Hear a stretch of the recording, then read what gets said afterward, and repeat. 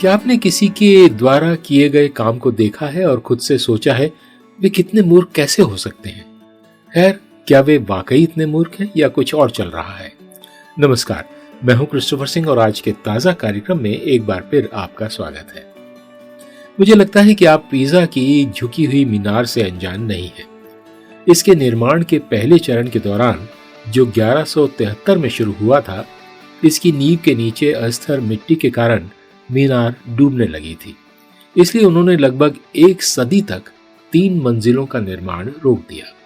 जब उन्होंने 1272 में फिर से निर्माण शुरू किया तो नई मंजिलों को जानबूझकर इस तरह से डिजाइन किया गया कि झुकाव की भरपाई के लिए एक तरफ दूसरी तरफ से ऊंची हो। लेकिन 2008 तक मीनार डूबती और झुकती रही, जब स्थितीकरण के प्रयास आखिरकार पूरे हुए 835 साल के बाद। क्या लोग वाकई इतने मूर्ख हैं? क्या ऐसा हो सकता है कि हम इंसान अस्थिर नींव पर बनी चीजों में इतने निवेशित हो जाएं कि हम पूरी तरह से समझदारी को बिल्कुल त्याग दें? बाइबल में लिखा है, पहला कुरिन्थियों 3:18-20 वचन में, अपने आप को मूर्ख मत बनाओ। जो कोई इस संसार में खुद को बुद्धिमान समझता है, उसे मूर्ख बनना चाहिए। यही एकमात्र तरीका है जिससे वो बुद्धिमान बन सकते हैं। मैं ऐसा इसलिए कहता हूं क्योंकि इस संसार की बुद्धि परमेश्वर के लिए मूर्खता है। जैसा कि धर्मशास्त्र कहते हैं, वो उन लोगों को पकड़ता है जो सोचते हैं कि वो बुद्धिमान हैं और अपने ही चतुर जाल में फंस जाते हैं।